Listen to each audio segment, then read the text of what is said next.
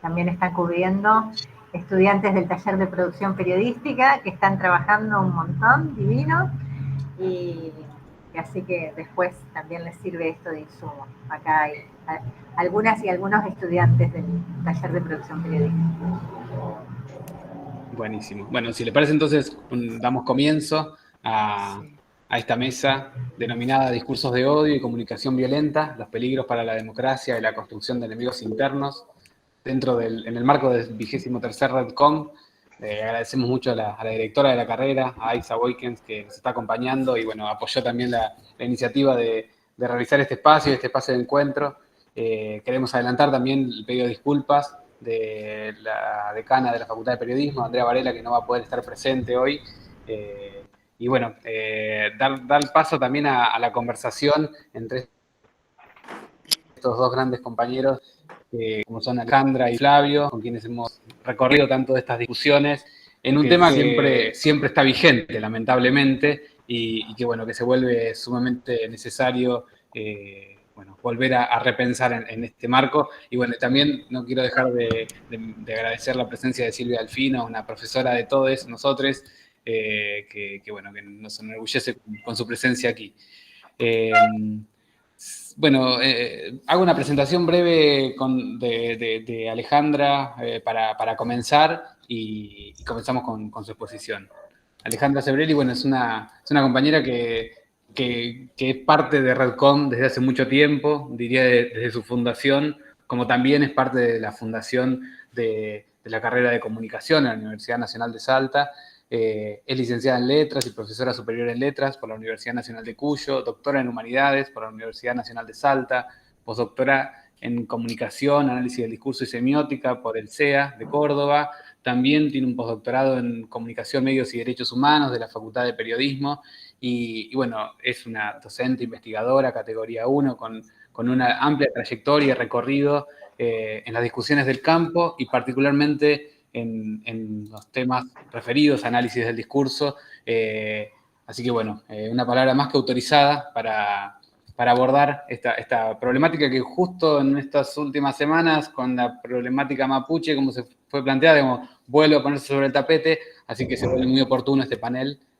Bueno, agradecido por poder acompañarles en este camino. Te dejo la palabra, Ale, y bueno, te escuchamos acá con atención. Bueno, antes que nada quiero celebrar estar en el marco de mi querida RedCom. Para mí es un lugar de pertenencia en el marco de la UNED. Muchísimas gracias, Aisha, por la hospitalidad y muchísimas gracias, Pablo, porque de alguna forma siempre la Universidad Nacional de La Plata y la Facultad de Periodismo y Comunicación es mi casa. Entonces yo me siento siempre en mi casa y feliz de estar con Flavio, a quien admiro profundamente, lo sigo en redes y hace un montón que no lo veo, no intercambiamos, no interactuamos, pero que es, bueno, es un placer reencontrarnos por acá. Y bueno, a Silvia Delfino, que quiero un montón, y a muchas de las presentes, muchas gracias por estar, y mis felicitaciones a los estudiantes que están haciendo un trabajo periodístico sobre este congreso. Bueno, empiezo entonces a hablar yo. Precisamente voy a tomar el caso mapuche, vengo haciendo un seguimiento de las formas de representación en medios, y desde hace un tiempo, por dos circunstancias que sucedieron en plena pandemia, que fue mi encuentro y mi caminata a partir de ese momento, junto con las mujeres indígenas del Buen Vivir, cuyas líderes son mapuches, en particular es Moira Millán, hoy una amiga muy querida, y por otro lado mi maravilloso encuentro con Carlos del Valle, de la Universidad Nacional de la Frontera, que fue como medio aleatorio y ahí nos quedamos pegados para siempre.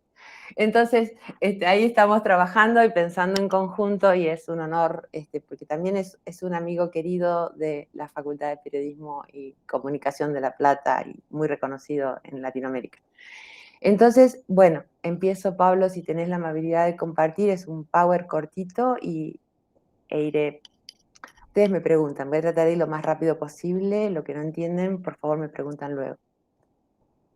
Muchas gracias, Pablo.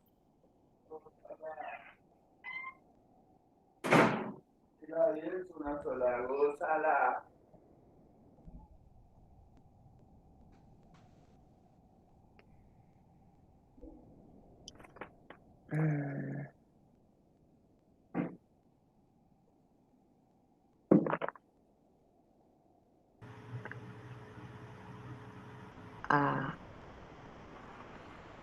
tratando de compartir, Pablo? Está tratando de compartir pantalla, pero algo sucede. Estás muteado. Tendrías que sacar el micrófono, lo tenés cerrado. Ahí está. Ahí está. Bueno, en realidad yo voy a trabajar sobre un caso que está en agenda en este momento, que son los discursos de odio sobre mapuches en medio concentrado, ¿sí?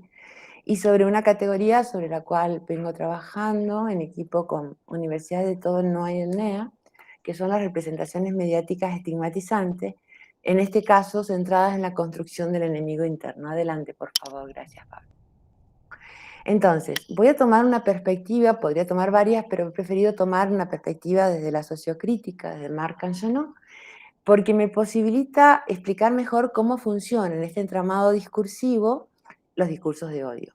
Entonces, primero defino la categoría, que es discurso social. Marc Angenot entiende que el discurso social es todo lo que se piensa, se dice, se escribe, se lee, todo lo decible, todo lo opinable, todo lo argumentable en un estado de sociedad dada. Obviamente está constituido por prácticas significantes y también por tipos de discursos, entre los cuales se encuentran los discursos de odio. Conlleva, obviamente, como todo entramado discursivo, reglas de encadenamiento, esquemas de mundo, representaciones y sistemas de valor que remiten a una ideología, porque en general la noción de discurso social se identifica con la noción de ideología, que voy a decir adelante, por favor, Pablo, aunque él también entiende que hay contrahegemonías, ¿no? Entonces, este discurso social construye matrices que tienen la capacidad de sobredeterminar y definir lo legítimo, qué es lo que se puede decir y qué se puede oír en tanto tiene legitimidad. La eficacia social impacta sin duda sobre la doxa, es decir, sobre esto que solemos llamar sentido común, pero que es una construcción discursiva e ideológica y política. Y también, obviamente, va a cautivar públicos, lo que es audiencia, en este caso, lo que es muy importante para el análisis de medios. Esto ya es mío, no de él. Funciona como la primera definición que hace Rita Segato de campo de interlocución, es decir, un espacio donde todo lo decible, las jerarquías, quién puede decir, quién puede hablar, en qué momento, cómo, cuándo, qué es legítimo, qué es audible, se determina. Y esto tiene que ver, ella lo identifica. Voy a hacer una separación con la noción de hegemonía, porque considero que los discursos hegemónicos no coinciden, o sea, el discurso social hegemónico no coincide con el discurso social del oficialismo en este estado de sociedad, ¿sí? Y aquí me voy a Grimson, que le da otra vueltita de tuerca a la noción de campo de interlocución, y dice que este campo de interlocución sirve para fabricar y exacerbar las diferencias sociales. Gracias, Pablo. Adelante. Entonces, es decir, ¿cómo funcionan en este entramado discursivo los discursos de odio? En primer lugar, articulan una ideología que funciona como única, con un conjunto de normas como universales, pues funciona como una doctrina de hierro. Por lo tanto, único, dicho de otra forma, un monologismo extremo. Poseen, esto lo digo yo, una matriz binaria, es decir, nosotros versus los otros y los otros entendidos como una inversión de nosotros.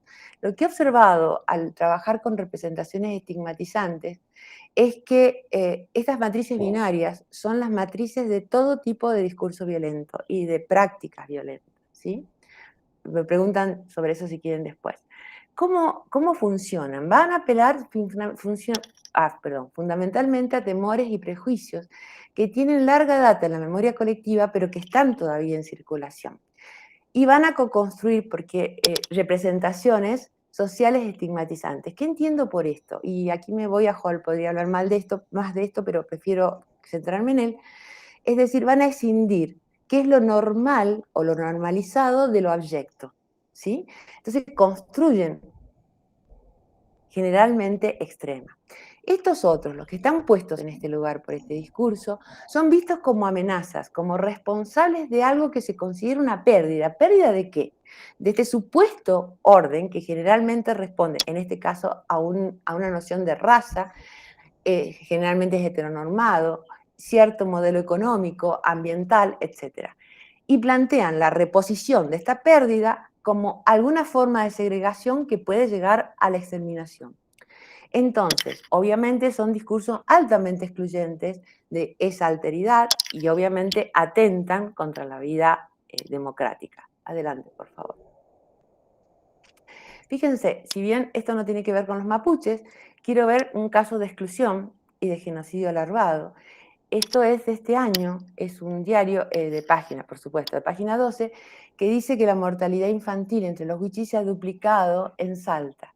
Fíjense que entre enero y febrero del 2020 solo se contaron, porque sé que hubieron más casos, 25 muertes de criaturas huichí, 25. La ONU analiza cuáles son los casos, se los resumo, se han muerto de hambre, ¿sí? Y de inexistencia de políticas sanitarias estatales provinciales. Y esto es histórico, y esto lo estamos haciendo desde hace muchísimos años con nuestros propios niños y niñas. Adelante, por favor. Entonces, en el caso del discurso de odio contra los mapuches, ¿de dónde aparece? En primer lugar, es una virulenta campaña antiindígena cuyo objetivo es demonizar al pueblo mapuche y construirlo como todo, o sea, lo que hace cualquier discurso de odio, como enemigo interno. ¿Por qué? Porque desde la primera implementación del neoliberalismo en el país, en el sur lo que hemos visto son extractivismos de todo tipo, particularmente mineros, megaproyectos inmobiliarios, turísticos y ventas de tierras, pero masivas, a extranjeros. Tenemos un jeque árabe, tenemos a Benetton, a Lewis. Benetton tiene 1 millón de hectáreas con ríos y gente adentro. Entonces, la otra cuestión es impedir algo que gracias a Dios no pudieron, porque era la prórroga de la ley de emergencia territorial indígena. Esta ley del 2006 lo que hacía, respetando la Constitución del 94, era impedir el desalojo violento de las tierras ancestrales. Cualquier tipo de venta o cesión, inclusive de un territorio nacional, un parque nacional o una universidad, debía hacerse en consenso con las comunidades. Esto no se ha hecho prácticamente en el sur. Esta ley se va prorrogando, porque no está totalmente aplicada, cada 3 años. En noviembre de este año vencía. Entonces, esto tiene que ver con el vencimiento de esta ley, que hoy aprobó el Senado Nacional. O sea, hoy nuevamente está prorrogada. Cancelar las demandas mapuches sobre el territorio ancestral, cuyo derecho está reconocido por el artículo 17 de la Constitución del 94, ¿sí? Pero además, estamos en época electoral, preelectoral. Entonces, se aprovecha para relacionar esto con acusaciones falsas al presidente de la Nación, en el caso de el supuesto abandono a los problemas que hay en Chubut. En realidad, él está actuando dentro de la ley, que es lo que no hizo la ministra Bullrich, y no está mandando la gendarmería al lugar. Y al embajador argentino en Chile, cualquier embajador tiene la obligación de averiguar qué es lo que está sucediendo con los presos argentinos en el exterior, y se interesó por el caso de... En realidad está acusado de terrorismo en Chile, es un mapuche, aunque según dicen, en realidad tiene robos y hurtos menores. Bueno, ¿cómo se va construyendo? ¿Cómo se hace? Mediante discursos de odio, ¿dónde? En los medios concentrados, sostenidos, por supuesto, en fake news. No hay, ya se sabe, ni fuentes testimoniales ni documentales, pero lo que es peor son totalmente científicas las afirmaciones, ¿sí? ¿Cuál es el efecto? El efecto es concreto, hay un efecto perlocutivo real. Hay persecución, esto está, siempre está denunciado de mapuches, pero no se escuchan porque los intereses, digamos, jurídicos se mezclan con los intereses políticos y con los empresariales, ¿no? Hay amedrantamiento, algunas comunidades para dejar el lugar, muchas comunidades se quejan de espionaje, hay falsas acusaciones y encarcelamientos injustos. En este momento hay una familia tehuelche mapuche que quiere ser desalojada por una empresa. El empresario los acusa de tener armas que nunca se encontraron, y por supuesto la única encarcelada es una mujer que además lo único que hace es cuidar a su mamá de 80 años. Y en caso extremo, en época de Macri, llegamos al asesinato, al homicidio. Si bien lo de Santiago Maldonado no está visto, caratulado como tal, sabemos que fue un homicidio, lo mismo que el de Rafael Nahuel, que sí está caratulado como tal. Adelante, por favor. Los medios, entonces, ¿qué es lo que hacen? Van a construir, sostener, legitimar, poner en circulación estos discursos. Son los aliados más potentes de ellos. ¿Por qué? Porque, como ya sabemos, responden a los intereses relacionados con el poder político y económico. ¿Cómo lo hacen? Apelan a la emoción más que a la razón. Vamos a ver en el discurso de la Nata una cadena de significantes que es absurda, pero que apela a la emoción, y por eso es efectiva. Resaltan actitudes de dominio de unos sobre otros, en este caso de la blanquitud sobre, o de la argentinidad sobre los mapuches, que ya vamos a ver por qué razón no son argentinos, entre comillas. Esta es una forma, más brutal de lo que Aníbal Quijano llama colonialidad del poder, que se asienta básicamente sobre el racismo. Tiene que ver con una categoría de Agamben que es la de Homo sacer, es decir, yo decreto la no ciudadanía, pero no solo la no ciudadanía, sino la pérdida de cualquier tipo de derecho humano sobre una persona, con lo cual pierde ese estatuto de ser humano. Y ahí aparece otra categoría, que es ese gato de la dignidad. Yo puedo hacer con ese cuerpo lo que se me dé la gana, porque en realidad no es un ser humano, es un objeto, entonces lo puedo acosar, violar, torturar, matar, encarcelar.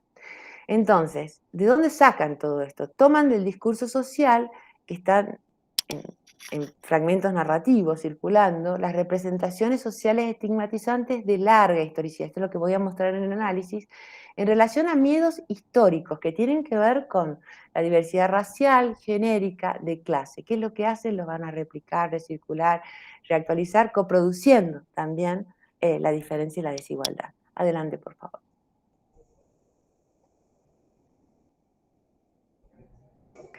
Acá está sumamente, tomé dos casos nada más, dejo el de Clarín porque son dos casos diferentes. Uno es el de la Cuesta del Ternero, son muy recientes, por eso los tomé, que es un territorio recuperado por una comunidad mapuche. Fíjense la titulación, ataques de grupos mapuche, ataques. ¿Cómo es la toma más caliente de la Patagonia que lidera la prima de John Esguala, el que está acusado de terrorismo? Resulta que esa prima de John Esguala es periodista y les dice, los echa, y les dice, ustedes no son periodistas, yo estudié periodismo, ustedes son la vergüenza del periodismo. Por supuesto, esto está ridiculizado, banalizado, porque la ridiculización también es una forma de retórica del discurso de odio.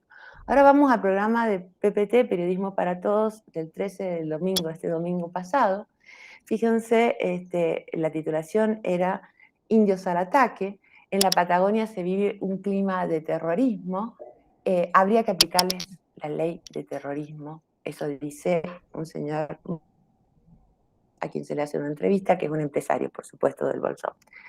Entonces, fíjense cómo esto que yo les decía de las cadenas de significación que no tienen ninguna racionalidad. Uno de los carteles, uno de los panfletos decían, el agua no se vende. Bien. Los mapuches son culpables. ¿Por qué son culpables de un incendio? Porque estamos hablando del incendio de un club social, que es el Pitriquitrón del Bolsón, ¿no? ¿Por qué son culpables? Y porque los mapuches defienden el agua y la tierra y el territorio. Entonces es una clásica consigna de los mapuches. ¿Qué tiene que ver esto con el incendio? Absolutamente nada, pero se construye la cadena de significación, se repite y queda totalmente contaminado semánticamente. Es decir, los mapuches fueron quienes incendiaron supuestamente por favor.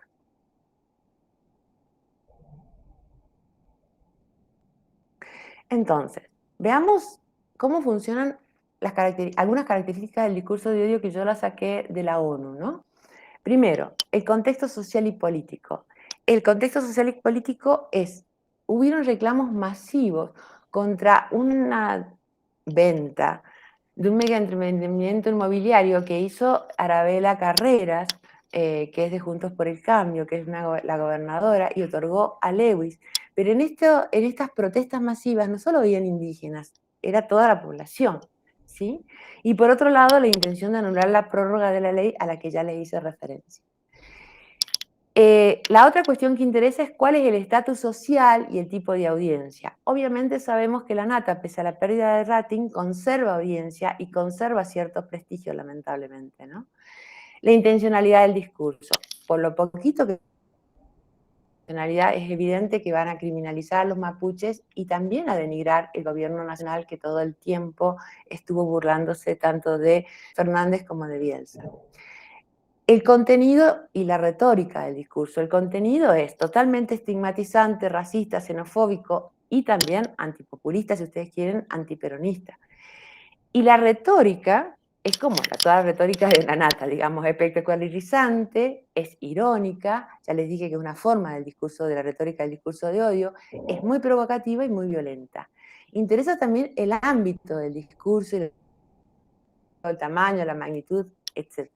Estamos hablando de una televisión abierta, Canal 13, es prime time del domingo a la noche, si bien, y tiene un rating bastante alto para ese horario, ¿sí?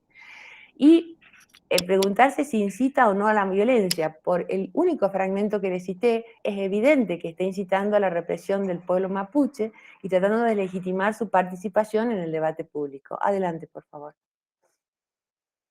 Entonces, esto ya es mío. El uso de las representaciones estigmatizantes, que yo les había dicho que tienen un valor histórico en varios, es re importante. En primer lugar, porque se usan falacias históricas, porque lo que queda en el sentido común son falacias, son dichos. Además, porque hay un negacionismo, no se los puse acá, pero hay un artículo de Hanglin, por supuesto, de La Nación, donde dice que el genocidio indígena nunca existió. Y vemos cómo van a funcionar en el análisis que les voy a hacer muy velozmente, temporalidades largas, medias y cortas, que van repitiendo estas representaciones estigmatizantes y producen efecto de verdad y legitimidad. Para que se ubiquen más o menos cómo fue el proceso, esto lo tengo súper estudiado, pero lo voy a hacer así brutalmente. Las primeras 8 décadas del siglo XX se van a caracterizar por una negación de la existencia de los pueblos indígenas en Argentina. En general, hay un artículo de Ricardo Kalimann, hoy investigador principal de CONICET, muy famoso, ¿no?, de la revista de crítica literaria, que se llama Ser indios, miren la época, 1994, donde no hay indios, ¿sí? Por definición. Todo un proceso de cosificación, de animalización, que tiene que ver con esto de negar el estatuto de humanos, ¿sí? Y esto tiene que ver con el ADN de la Fundación de la Cultura Argentina, solo con pensar en La Cautiva de Echeverría, pero después se va a replicar en un montón de libros de circulación en las escuelas normales y en las escuelas Laines, que van a llegar hasta el primer peronismo, y donde, por ejemplo, en el Chaco, que era entonces territorio nacional, no era provincia, se estudiaba la flora y la fauna, y dentro de la flora y la fauna estaban los pueblos indígenas. Una cosa terrible. Del 2000 al 2021 vamos a ver como un doble juego. En los medios concentrados, particularmente en el caso... y también, perdón, está la folclorización. Aparecían los indios, pero a forma de folclore y a forma de efemérides, ¿sí? En el caso de La Nación, que viene haciendo yo diría que una campaña de discursos de odio desde el 2000 a la fecha, que la tengo seguida, Clarín, el diario Río Negro y actualmente Infobae, vamos a ver una estigmatización en medios concentrados, ¿sí? Con algunas variables, es de acuerdo a los gobiernos de turno, pero que se va a mantener, ¿sí? Se va a mantener como una constante. Y por otro lado, particularmente en páginas 12 y particularmente en el suplemento Las 12, lo que vamos a ver es una donación de la palabra y de la imagen a pueblos y mujeres indígenas.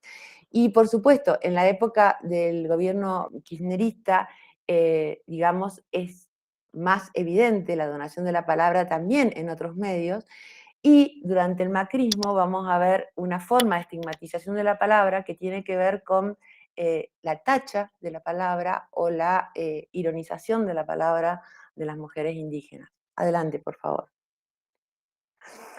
¿Cómo funcionan las representaciones mediáticas dentro de los discursos de odio? Veamos Mapuche, ¿sí? La representación del Mapuche.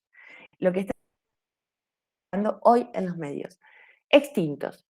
O sea, habla de la inexistencia. ¿Y a dónde nos remite? Al siglo XIX, al momento de la frontera expansiva, imperialista, de la campaña del desierto, con el argumento del supuesto desierto, eran los territorios más fértiles de la Argentina, Y la idea del vacío, lo que está vacío puede ser conquistado, expandible, etc. ¿Cuál es la consecuencia? Que fue una consecuencia real, después lo retomo, la invisibilidad. Lo que es invisible, sobre lo que es invisible, no se puede escuchar a la gente que es invisible, no se pueden hacer políticas públicas para esa gente, y además si hablan, carecen de total legitimidad. Leo, Hanglin, 2009, La Nación. Jamás existió una etnia o tribu llamada mapuche dentro del territorio argentino. La palabra mapuche no aparece en ninguna parte, claro, porque es del mapundún. Y porque los cronistas de la época los identificaban como araucanos, pehuenches o tehuelches.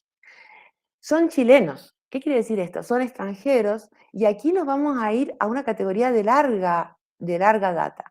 Primero la categoría de barbarie, que viene de la época, digamos, del Imperio Romano, digamos, los bárbaros iletrados, que eran los extranjeros que venían y no tenían ningún tipo de derecho de ciudadanía en el Imperio Romano. Pero en el siglo XVII y XVIII, de indios forasteros, entendidos como indios que robaban ganado y ladrones. ¿Pero por qué? Porque los indios de los pueblos de Indias tenían que pagar, eran indios de feudo, es decir, pagaban tributos a la corona. Y los indios rebeldes eran estos indios forasteros, eran estos indios que no aceptaban, digamos, quedarse en un lugar y pagar tributo a la corona. Entonces, ya ahí eran criminalizados. O sea, fíjense que estamos hablando de tiempos muy largos en la memoria colectiva y algunos no son nuestros, sino que vienen de nuestras raíces occidentales. ¿Cuál es la consecuencia? Xenofobia, racismo y, por supuesto, criminalización. Otra cita, otra vez como en el pasado, indios mapuches de origen chileno reclaman propiedad en el territorio argentino. O sea, una forma de legitimar el territorial. Adelante, por favor. La última es increíble porque la estamos leyendo en La Nación desde principios del 2000, o sea, desde principios de este siglo. Es la idea de que estos indios son maloqueros, es decir, hacen maloca. Por lo tanto, atentan contra la propiedad privada y la vida de las personas, son criminales, son usurpadores, y de ahí rápidamente nos deslizamos semánticamente a la noción de terrorismo. ¿Cuál es la consecuencia de esto? Persecución, espionaje, amedrentamiento, encarcelamiento y homicidio. Leo. La defensa o recuperación del propio territorio es presentado como apropiación. Esto es una crítica, es lo que se sacó de otros medios. Apropiación, ocupación que amenaza el desarrollo, el progreso, el crecimiento de la región, ya que los potenciales inversores no arriesgan su capital ante esta inseguridad jurídica. El 2009 es un año donde se hicieron muchísimas ventas de terrenos a extranjeros. Fíjense este titular de Río Negro, también del 2009, un nuevo malón mapuche. Y después el que les había leído de Indios al ataque, que implica la maloca, de la nata. Adelante, por favor. Entonces, fíjense cómo se construye el mapuche como enemigo interno. En primer lugar, esto es una ingeniería ideológica que es propia del nacionalismo de la generación del 80.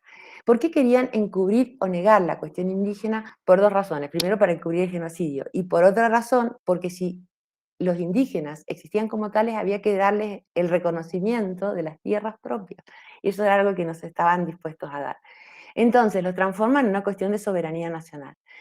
Entonces, la estigmatización de los mapuches es inseparable de la conformación de dos estados nacionales, del chileno, cosa que estudia maravillosamente Carlos del Valle, y del estado argentino. Es decir, es un dispositivo monocultural europeizante que se los construye como enemigos internos y se va a actualizar desde lógicas de acumulación del capital y del que legitima la ciudadanía blanca, metropolitana, letrada, heteronormada, es decir, la civilizada, la de la generación del 80, ¿sí? Y por lo tanto, pero de otro punto de vista, ya de los estudios decoloniales, o del giro de la modernidad de colonialidad, podemos entenderlo como uno de los pilares de la colonialidad del poder. Por lo tanto, lleva siglos de funcionamiento y precisamente su efectividad está en repetición en estos tiempos largos, y ahora de intensa circulación en los medios. ¿Por qué? Porque la recurrencia, la repetición en el discurso, lo inexistente. Y así toma materialidad lo que en realidad no tiene. Adelante, por favor. Funcionan las fake news igual, ¿no? A mí me interesaba mucho traer esta categoría de Chantal Mouffe, de pospolítica, porque ella entiende la pospolítica como un aparente consenso de todas las partes, de todos los habitantes de un país, este sería el modelo neoliberal, alrededor de un proyecto de un territorio único que todos tenemos que apoyar, así no habría consenso. ¿Cuáles serían las consecuencias de esta mirada, que es la mirada hegemónica de los medios concentrados? Primero, no son democracia, no están autorizados porque no integran el consenso neoliberal. Además, están desafiando ese discurso único porque no se normalizan, ¿sí? Hay una falacia gruesa, que es la identificación de democracia y neoliberalismo. Por otro lado, hay un juego: visibilidad, invisibilidad, hipervisibilidad. La visibilidad solamente aparece para estigmatizarlos y reprimirlos. La invisibilidad es para que no puedan tener audibilidad, entonces no pueden expresar ningún proyecto. Voy a tomar dos que me parecen muy importantes. Dos campañas. La campaña Basta de Terricidio, que se hizo este año con la del Chaco y desde el sur, organizada por las mujeres indígenas por el buen vivir, y que sí fue recibida por el gobierno nacional, gracias a la gestión de la ministra de Mujeres, Géneros y Diversidades. Y la campaña que se hizo el año pasado, Basta de Chineo, que es una violación brutal de criollos a mujeres indígenas en banda, que se da en todo el país, inclusive contra los mapuches, no con ese nombre. Entonces, ¿qué es lo que se hace si aparecen? Primero se aminoran, o se ridiculizan, o se criminalizan para transformarlo finalmente en inaudible, es decir, no tienen ningún tipo de performatividad, de efecto. Adelante, por favor. Ya estoy terminando y cerrando. ¿Cuáles serían los desafíos? Frente a estas campañas de odio racial, yo encuentro que hay algunos desafíos que son para nosotros y nosotras insustituibles. Primero, emprender una batalla cultural para romper estas representaciones estigmatizantes y los discursos demonizantes. Y esto yo entiendo que se hace solo con educación. Yo estoy bregando por la aparición de una ley parecida a la ley Micaela, pero que sea plurinacional, para que nosotros, que no sabemos nada, absolutamente nada, de los pueblos indígenas, no conocemos sus costumbres, sus potencias, sus saberes, nada de ellos y de ellas, aprendamos y, por ejemplo, en el caso de los y las comunicadoras, podamos comunicar fehacientemente sobre los eventos que suceden en sus comunidades o naciones, como ellos y ellas las llaman. Entonces, habilitar también un diálogo democrático. ¿Qué significa esto para mí? Con las comunidades, con la palabra de las comunidades, no con representantes de la comunidad, sino con las comunidades, entendiendo que tienen un lugar de ciudadanos y ciudadanas en equidad en el Estado argentino, en nombre de una plurinacionalidad que, aunque no sea jurídica, por lo menos sabemos que claramente es cultural. Esto implica tender puentes, desmontar mitos, descolonizarnos a nosotros mismos. Es decir, hacer un trabajo de decolonialidad, de poder, del ser, del saber, de la incomunicación, que es otra forma de colonialidad para Torrico Villanueva, por ejemplo, un comunicador boliviano, de nuestras mentes y de nuestras propias palabras. Por eso es necesario también la educación y aprender sobre ellos y ellas. Es la única forma de saldar la enorme, inmensa deuda histórica que tiene el Estado, y también nosotros y nosotras como argentinos, no solo con los mapuches, sino con las demás naciones indígenas. Muchísimas gracias y muchas gracias.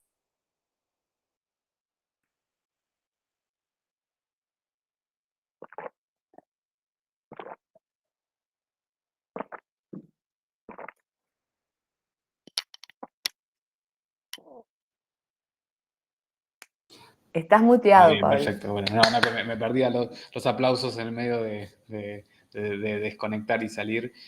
Bueno, muchísimas gracias, Ale. Bueno, vamos a dar paso a la presentación de Flavio para iniciar el intercambio, porque ya Ale ahí nos introdujo con mucha precisión en la discusión. Bueno, Flavio Rapizardi es licenciado en Filosofía por la Universidad de Buenos Aires, especialista en Administración Cultural por la Universidad General San Martín y doctor en Comunicación por la Facultad de Periodismo y Comunicación Social. Es profesor titular de la Cátedra de Análisis del Discurso y Derechos Humanos en nuestra facultad y además, bueno, director de la Maestría en Comunicación y Derechos Humanos y una larga trayectoria y, bueno, de docencia en la UNTREF, en General Sarmiento y, bueno, otras universidades. Y al mismo tiempo, en este momento se encuentra con una tarea importante en la Defensoría del Público, como director general de Planificación Estratégica e Investigación de la Defensoría del Público y Servicios de Comunicación Audiovisual. Así que, bueno, es alguien más que pertinente para dar paso a esta discusión. Bueno, Flavio, te escuchamos y bueno, muchas gracias por estar en este espacio. Gracias a ustedes, bueno, gracias por la invitación. Estoy transmitiendo del escritorio que no es mío, que es del compañero Pablo Hernández, de la carrera de comunicación de la UBA, que lo tengo a mi izquierda trabajando sobre las 10 denuncias hechas sobre el programa de la Nata y tantas otras respecto a los pueblos indígenas. Es más, hace 2 días atrás, aquí estuvo el Hualquén Orlando Carriqueo. El PENI vino a traer una serie de denuncias que se presentaron alrededor de 10 organizaciones de derechos humanos, pueblos indígenas, abogados, abogadas. Así que bueno, acá a mi izquierda están trabajando justamente la Dirección de Análisis, Investigación y Monitoreo para llevar adelante las recomendaciones. Así que estoy transmitiendo desde el propio lugar donde se están cocinando las políticas públicas en torno al discurso de hoy. Bueno, como es un conversatorio, yo preparé como 3 pequeños núcleos para discutir y un poco para trabajar en las 2 cuestiones, el discurso de odio y comunicación violenta, que me parece que hay esa conjunción que está puesta ahí, no está puesta en vano, porque es una de las preocupaciones que tenemos desde quienes hacemos políticas públicas sobre las limitaciones que nos encontramos con las rutas normativas en los momentos de producir políticas públicas alrededor del concepto discursos de odio, sin desatender la importancia, sin desatender el alcance emancipatorio que puede tener ese concepto. Por eso voy a proponer títulos, para que en todo caso debatamos en futuros seminarios y nos saquemos dudas sobre esos títulos, que es, en primer lugar, cuál es la morfología del odio y la violencia, es decir, cuál es la diferencia que existe entre un discurso de odio y la comunicación violenta. Esa conjunción la tuvimos en cuenta, sobre todo al momento de crear observatorios, recomendaciones, apelar a rutas normativas que son muy distintas. No es lo mismo el sistema europeo que el sistema interamericano de derechos humanos, donde tenemos una clara limitación respecto a la posibilidad de intervención y de regulación, dado que Europa ha tenido la Shoah, Europa ha tenido monarquía y nosotros y nosotras no. Tenemos a la libertad de expresión como una especie de exigencia constante a la hora de regulación. El segundo núcleo que me parece que se debe problematizar son consideraciones epistémicas sobre el discurso de odio desde un enfoque comunicacional, es decir, qué aportes puede dar la comunicación a los aportes que se hacen a la lingüística y la semiótica en todas sus versiones. Habla de sociolingüística, lingüística genética, la sociosemiótica, es decir, qué aporta la comunicación desde el punto de vista epistémico a esos debates. Y en tercer lugar, esta relación que existe entre discurso de odio, comunicación violenta, ruta normativa y política pública. Ese es un camino que una de las dos cuestiones que podemos enmendar es que el discurso de odio, cuando mismo recién lo decía muy bien Alejandra, uno analiza la ruta normativa, que se requiere intencionalidad, se requiere grupo vulnerado, es decir, ha habido una particularización, y no quiero usar un término despectivo, pero es una minorización del odio en su ruta normativa, con cierta reflexión que nos tiene que llevar a pensar en otras formas de comunicación violenta que son también muy peligrosas para el sistema democrático. Y esto se ata con uno de los puntos que también planteó Alejandra, que tiene que ver a la violencia articulada como desinformación. Hoy, en el capitalismo contemporáneo, en el neoliberalismo, la violencia está claramente articulada con la desinformación. Hay un autor que me gusta mucho, que es Jacob Robinson, que dice algo que me parece muy interesante. Dice, el foco en la naturaleza institucional o comercial de la gran entidad de medios proporciona una formalidad, criterio que busca que se produzca una división entre libertad de los medios y discurso individual, pero la preocupación subyacente es muchas veces con el poder. Esto explica por qué una empresa de medios es bancada y dirigida por un oligarca no sea un ejemplo de autoexpresión individual, ¿no? Y esto viene básicamente por todas las limitaciones que establece el sistema interamericano de derechos humanos a la hora de establecer regulaciones sobre producción, sobre el sistema infocomunicacional, digamos, en el sistema audiovisual y sobre todo en el sistema de redes, que en Argentina no tenemos nada, salvo una serie de proyectos en los cuales estamos trabajando y colaborando.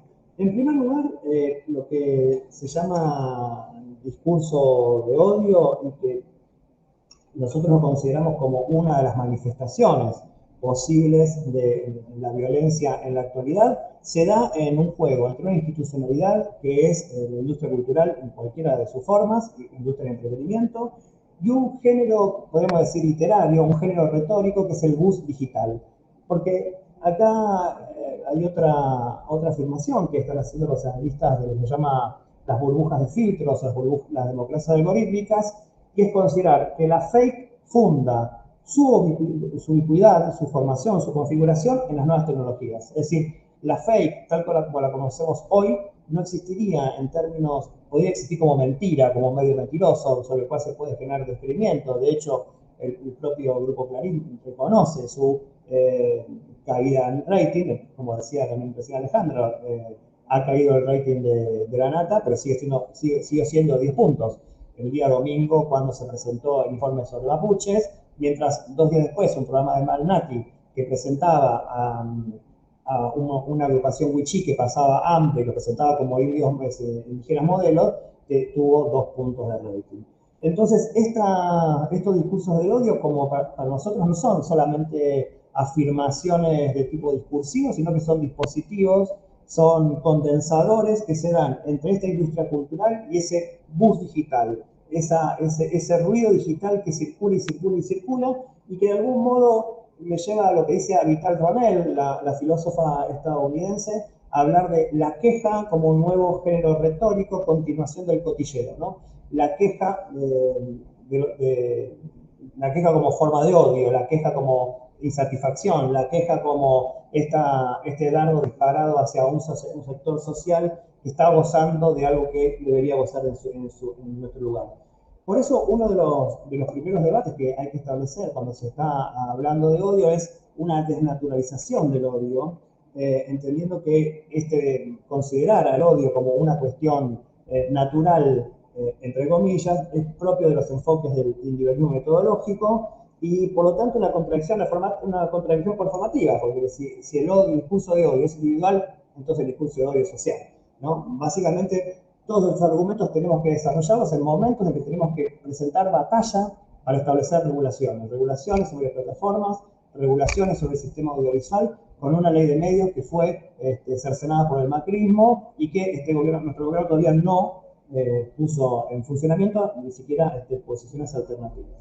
En este punto, el discurso de odio y su presupuesto ontológico de insociable sociabilidad, de ser u hombre lobo del hombre, es decir, es una antigüedad supina, como diría nuestra amiga Dora Barrancos, antigüedad supina que lamentablemente sigue funcionando al momento de que se presentan intentos de regulación de contenido, aparece la noción de libertad de expresión individual. Digamos, cuando hablamos de individual, ¿de qué estamos hablando? Que es lo que tenemos que preguntar todo el tiempo al Sistema Interamericano de Derechos Humanos.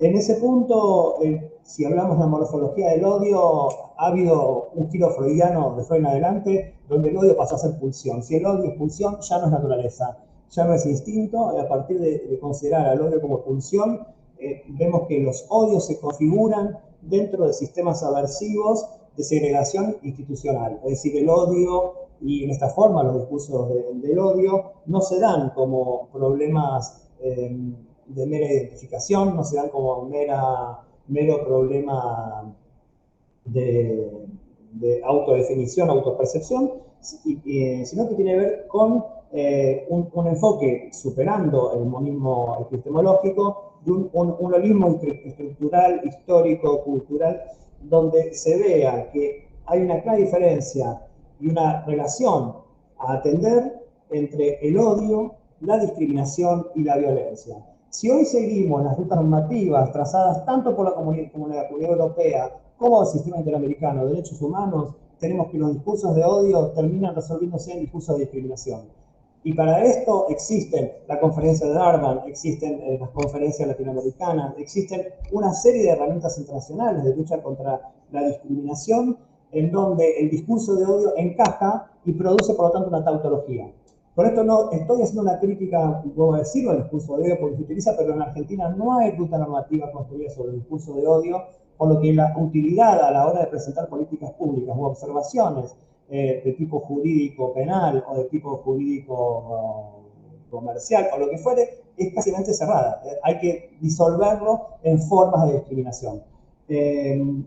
Por lo tanto, la distinción dentro en términos morfológicos del odio, la discriminación y la violencia implica establecer una subdivisión por el enojo. Es decir, Mientras el enojo no implica negación o anulación de las funciones emotivo-cognitivas, como recién decía Alejandra, sobre el carácter emotivo de la posverdad y de los discursos del odio, establecer esta distinción a nosotros nos sirve para que quede claro que el odio es una forma hoy de la negatividad, al igual que la violencia, en el cual se regulan las sociedades neoliberales y su conflicto de clases, atravesando cuestiones étnicas, cuestiones de género, cuestiones de clase.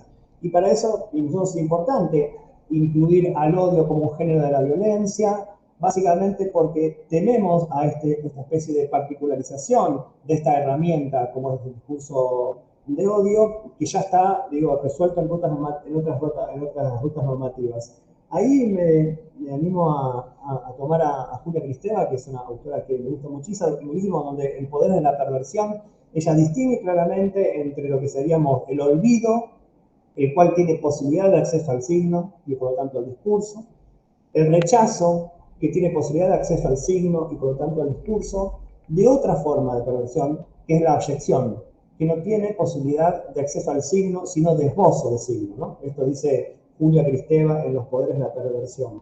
Si lo abyecto no tiene acceso al signo, sino un acceso al esbozo del signo, hay una constitución de un no objeto. Básicamente porque hoy tenemos en esta especie de dialéctica no resuelta, en términos adornianos, entre un boom digital y una industria cultural, una producción de ida y vuelta de odio y abyección como base afiliativa.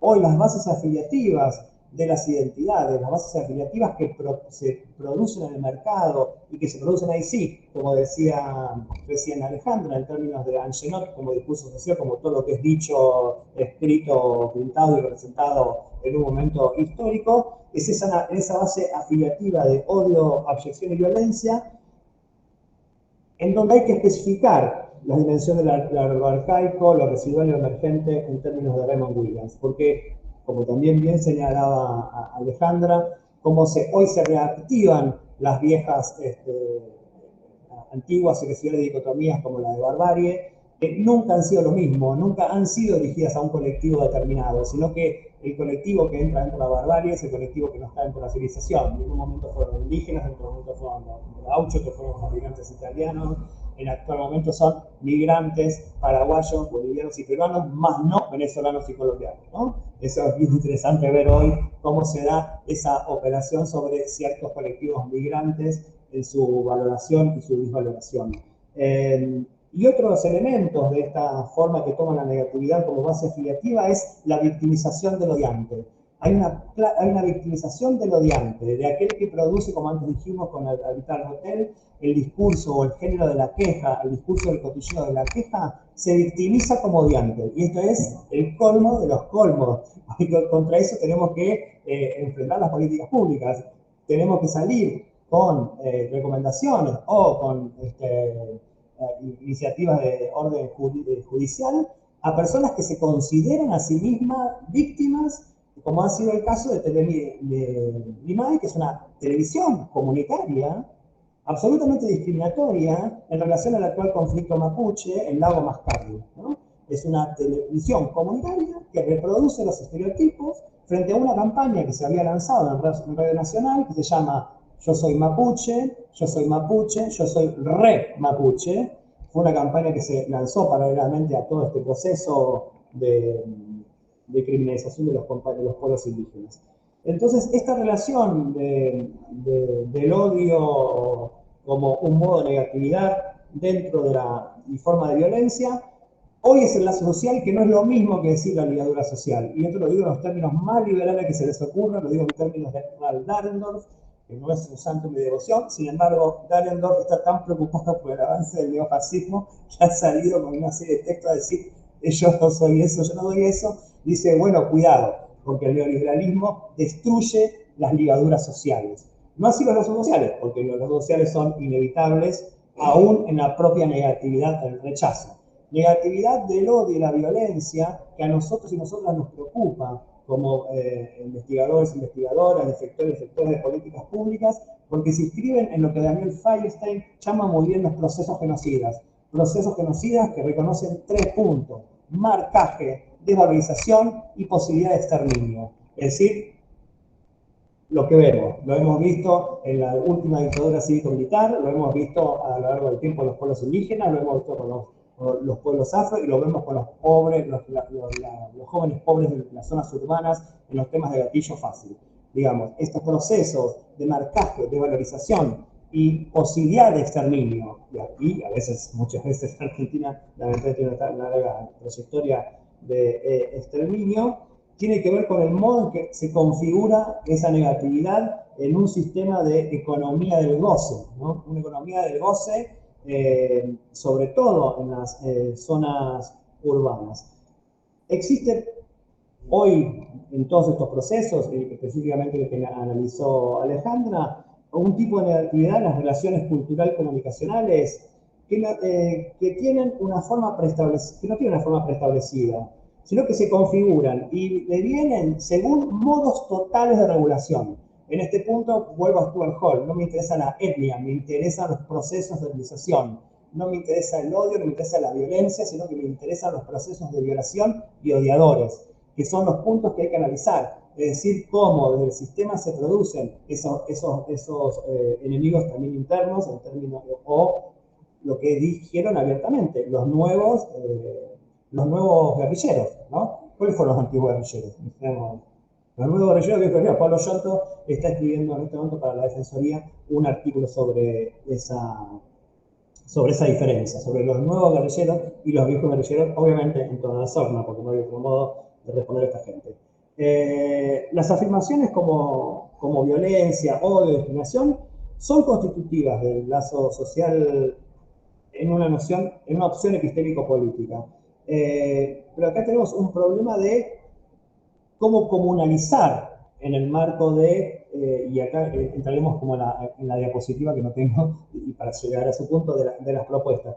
¿Cómo entrar a propuestas que, digamos, de regulación? Bueno, creo que la razón comunicativa en términos habermasianos ha fallado. Hace 2 días en el Consejo Económico y Social, Mario Riorda presentó un excelente proyecto sobre alfabetización digital y el modo en que la alfabetización digital aumenta las brechas sociales, aumenta el grado de discurso de odio y comunicación violenta. Es decir, contrariamente a lo que se piensa que la alfabetización es una especie de percepción, de posición cognitivo-moral o una especie de iluminismo tardío que tenemos en algunas universidades, pensamos que es una solución. No, los estudios dan que a mayor alfabetización digital, mayor brecha, mayor búsqueda de información que autoafirma las posiciones previas. Es decir, que queda claro que la razón comunicativa habermasiana como solución ha sido pensada en un marco de la socialdemocracia europea en las épocas de Estado de Bienestar. Y bueno, nos quedan otras por explorar, como la teoría de las existentes de redes de Maffesoli o las políticas de la amistad de Derrida, pero me queda poco tiempo, así que no me voy a detener eso. Y acá sí quiero pasar a, esto sería el primer punto que tiene que ver con la morfología, y voy a dejar planteado el segundo punto, porque son 55 y ya tienen que pasar a la presentación del libro. Pero me parece que los aportes que podemos hacer desde el ámbito de la comunicación, de los estudios de la comunicación, es problematizar la relación entre significado, lenguaje, enunciado, enunciación y discurso. Es decir, de qué modo podemos superar, ver las limitaciones a los enfoques estructurales y culturalistas que hacen tanto hincapié en los análisis significantes con significado, es decir, en los análisis centrados en los significados, cuando en realidad lo que tenemos es que pasar una concepción de procesos totales de la producción de discurso y segregación, utilizando a la negatividad como un modo de relación. Por eso quiero cerrar con una frase ya sobre la hora de Hannah Arendt, que tampoco no es tanta devoción, ¿no? Pero tiene una frase muy buena que decía: cuando un mentiroso no puede imponer su mentira, dice que es opinión, y allí la libertad, ¿no? Creo que el gran desafío que hoy tenemos es la posibilidad de hacer como están haciendo otros países, digamos, no estamos proponiendo ningún tipo de cosa descabellada, sino que es establecer una serie de regulaciones en donde se atendan a los discursos de odio, pero también a la comunicación violenta. Porque el hate speech no se restringe al odio. La comunicación violenta no se restringe al odio. La comunicación violenta muchas veces no es discriminatoria en términos de lo que proponen discursos de odio, sino que va contra la integridad de la persona, contra su honor. Todas cuestiones que sabemos que rozan el tema de libertad de expresión, sobre todo en el sistema interamericano de derechos humanos, al cual estamos condenados. En este caso quiero decirlo porque el sistema europeo tiene muchísimas más herramientas para permitir políticas de intervención, pero bueno, creo que ese es el desafío que podemos dar desde comunicación, problematizar estos discursos, ver su verdadero alcance y comenzar a avanzar sobre la desinformación, sobre la violencia, perdón, como un modo de desinformación. El Papa hace un poco lo dijo, la desinformación hoy es la verdadera peste que funciona como la construcción y los mecanismos reales o la economía política simbólica de los medios para la construcción de enemigos internos y por lo tanto para perpetuar la explotación, la discriminación y abrir la posibilidad de exterminio. Así que bueno, perdón por la acelerado, pero me queda sin tiempo.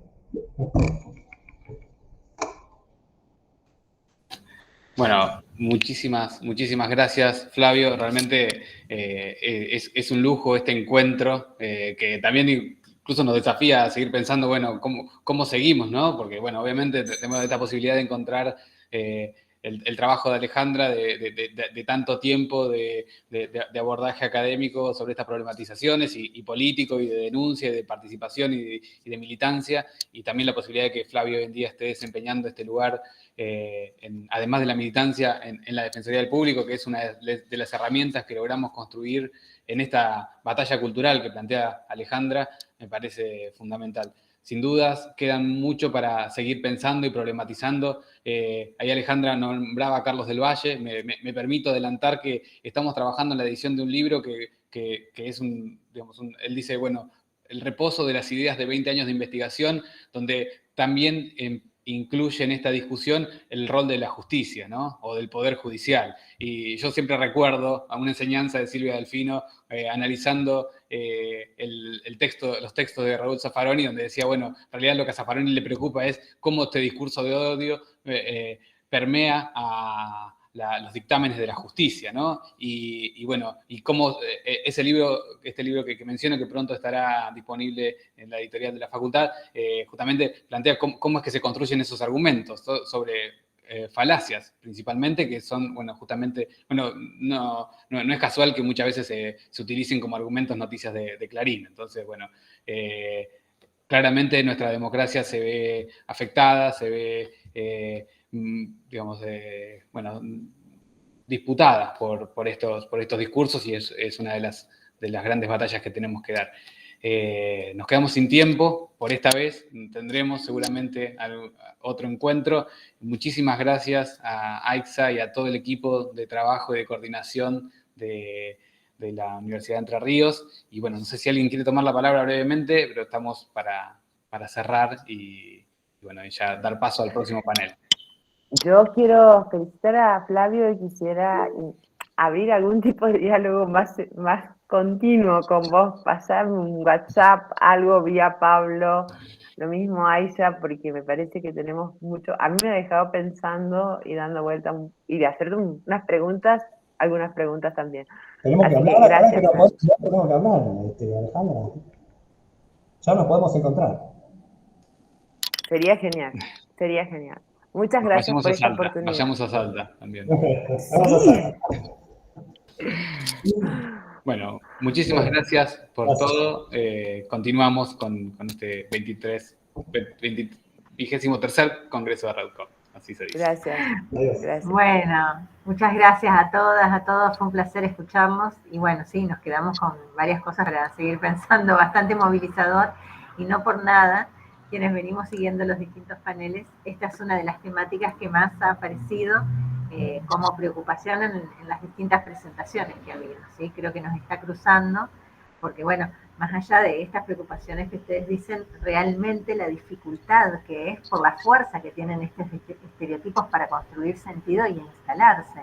Entonces, Flavio, vos ahí estás diciendo, estamos en el lugar donde pensamos, y nosotros también desde la facultad, ¿no? Desde las carreras de comunicación, todo este trabajo que hacemos, cuando decimos buenas prácticas en comunicación, ¿qué significan? Pero es como que hay una asimetría bastante importante en esto que Pablo recién dijo, la batalla cultural. Es demasiado asimétrico, es demasiado desigual todo esto y la potencia y fuerza que tiene para instalarse rápidamente, ¿no? Como sentido común. Entonces, sí, por eso celebro el acuerdo con Redcom que hicimos, que se hizo recientemente para avanzar, a trabajar en conjunto. exacto, nosotros también lo celebramos, porque ya habíamos trabajado con Redcom y con la Defensoría de Redcom, y está muy bueno que volvamos a hacerlo. Realmente es muy nutritivo para las carreras de comunicación, sin duda. Y había ahí algún comentario que recién alguien, Facundo, dice, se configuran las instituciones dichos discursos, como dijo Flavio. Sí, no estaba leyendo. Bien. Bueno, bueno, agradecerles, ¿sí? Creo que estuvieron así, pobres, hablando. Demasiado. No era para tanto, pobre Flavio, no era para tanto. No, pero ya Bueno, quedó es la pasión también. No, más Claro, la pasión, claro. estar acá. Que por supuesto, esto, digamos, es la lucha constante que tenemos, así que me parece fundamental esta trinchera. Bueno, les mando un fuerte Bueno, abrazo. muchas gracias. Muchas Y gracias seguir a todos y encontrándonos todas. entonces. Gracias, Bueno, Pablo, gracias. Chao, gracias. Ay, Hasta luego. Muchas gracias. Hasta chao, luego. Flavio. chao, chao, chao.